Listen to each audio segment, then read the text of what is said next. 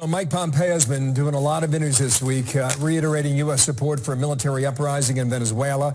Opposition leader Juan Guaido says that he and his supporters are determined to recover their freedom. I want to bring in Congressman Michael Waltz, sits on the House Armed Services Committee. Sir, good morning to you, and thank you for your time. I saw an interview last night the president did with Trish Regan on Fox Business, and this whole military option is still something they're floating out there.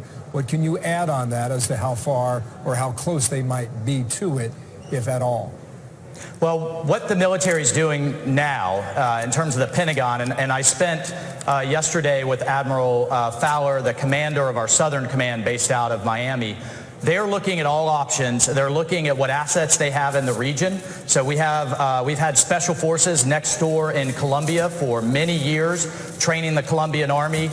We have, how do we pre-position ships in the region? Importantly, humanitarian supplies, and also talking to our allies. In talking to him, the Colombians are ready, the Brazilians are ready, the Dutch and the French have assets in the region, from French Guiana and the old Dutch protectorate of Curaçao. So at the end of the day, this needs to be a coalition effort.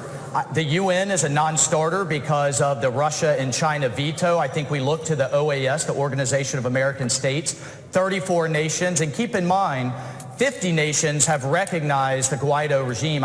But importantly, Bill, this would be a supporting and would be a logistics effort. Yes. If we're putting boots on the ground, they need to be regional troops, and it needs to be a humanitarian effort that they are protecting. Here was the quote from the president: "We're doing everything we can do," he said on Fox Business, "short of, the ultimate." I know he's been very hesitant to get more involved overseas, and I'm not suggesting that there will be involvement here, but in terms of keeping it on the table and the pressure, that's something that Pompeo and others certainly want to do, especially when Maduro goes on TV and says the time to fight has come.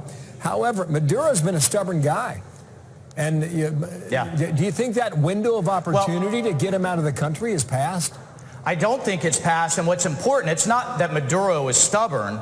Maduro's kind of dictatorship is crumbling. What's propping it up is the Cubans. And I've seen estimates ranging anywhere from 5,000 to 20,000 Cuban intelligence and security forces are on the ground. And it's important to keep saying, Bill, why does this matter? Why does this matter to Americans and to Floridians? Twofold. One, you have a massive refugee crisis that I think has been underreported. It's approaching the size of what's happened in Syria. 3 million refugees are flowing into neighboring countries and destabilizing the region.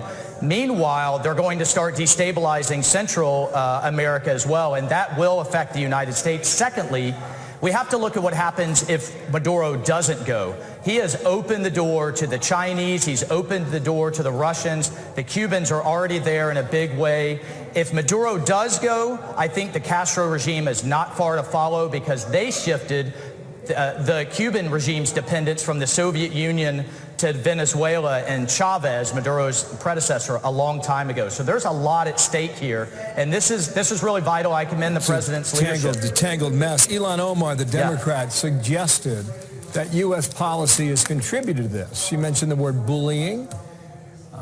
She talked about sanctions, starving the people. Yeah. What do you think of that? Bill, that's nuts. I mean, that just one word, that is crazy. Look, I would invite her to go down to the border and go down to Venezuela, where you have rolling blackouts. People are literally starving in one of formerly the richest country in South America, sitting on the world's largest oil reserves. And it's not because they lack resources. It's the absolute corruption of socialism. And it's because that flies in the face of her and others' narrative that's why they're looking for excuses and to point the finger at others. But this is an absolute failure of socialism. We'll see what comes of day 3. Michael Waltz, the Republican from Florida. Thank you for your time, sir. Thanks.